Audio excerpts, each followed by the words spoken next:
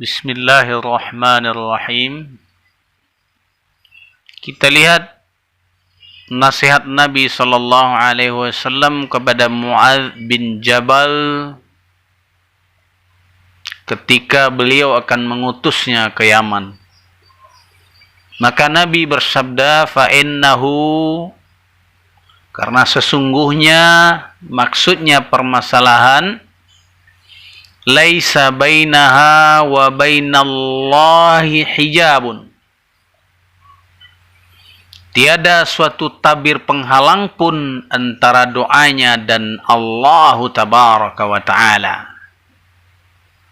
Kalimat tersebut, jumlah ini menafsiri dhamir sya'an, dhamirhu.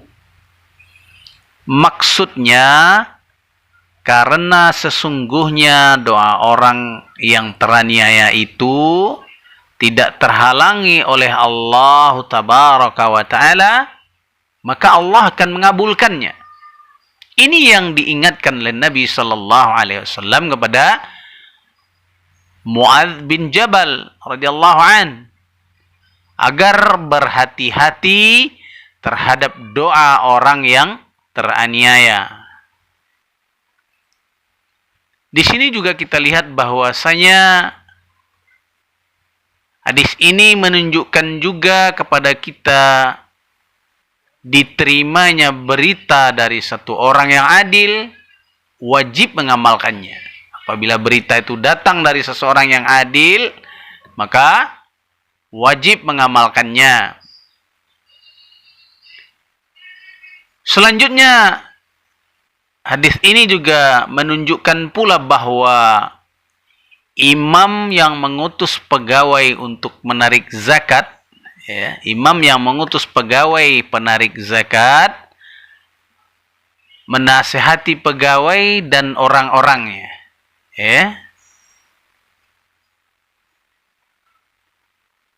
Yang pertama kali dia lakukan, hendaklah dia menghimbau mereka supaya bertakwa kepada Allah tabaraka wa ta'ala.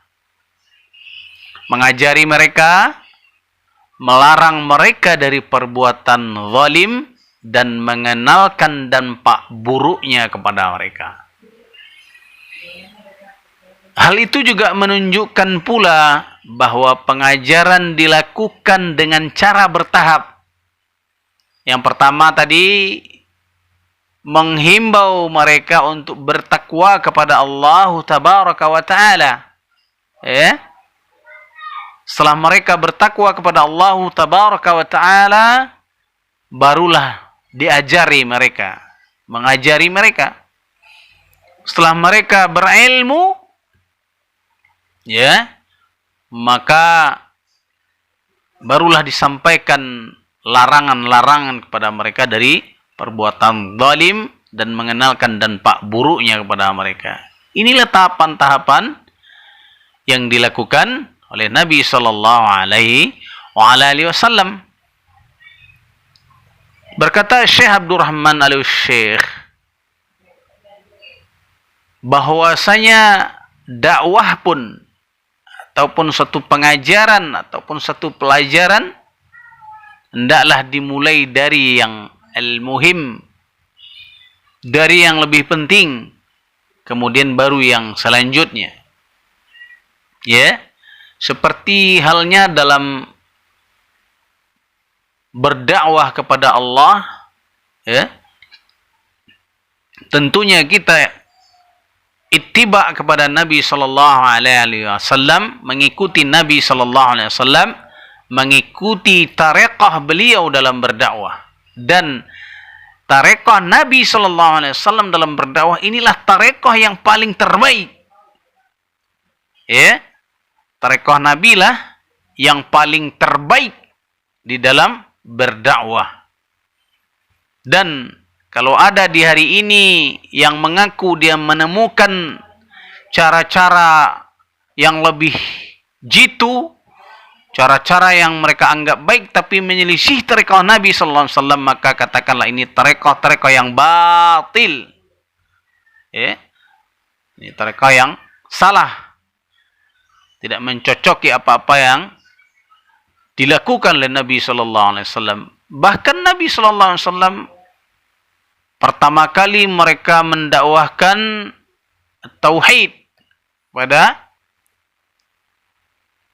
manusia di kala itu, yakni mengesahkan Allah dalam peribadatan dan meninggalkan peribadatan kepada selain Allah tabaraka wa taala. Ini yang dilakukan yang pertama kali dan yang paling penting, ini yang dilakukan agar umat ini mengenal Allah, kemudian beribadah kepadanya saja dan meninggalkan peribadatan kepada selain Allah tabaraka wa taala. Dan ketahuilah bahwa Nabi juga tidak menyebutkan puasa dan haji dalam hadis. Hal itu membuat masalah tersendiri, ashkala bagi ulama.